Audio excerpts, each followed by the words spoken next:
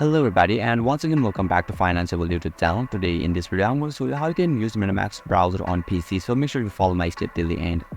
First of all, you need to search for the MetaMask in Google, and now right after that you will be able to see a link at top on the screen where you need to click on that option, and now you'll be redirected to the official page of the MetaMask where you can see the download option at the top right corner of this screen. So simply click on that download option, and now you'll be redirected to the download page where you can see the three download options: Chrome, iOS and Android. So simply click on Chrome and scroll a little bit down, and you can see the install MetaMask for Chrome.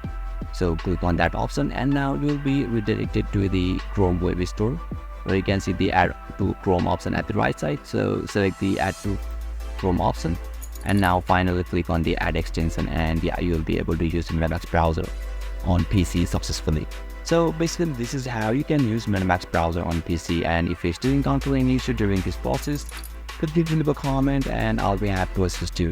If it sounds really helpful, please give it a thumbs up, and if you are new to this channel, make sure to hit the subscribe button and set the bell icon to on so that you can stay updated with our latest content.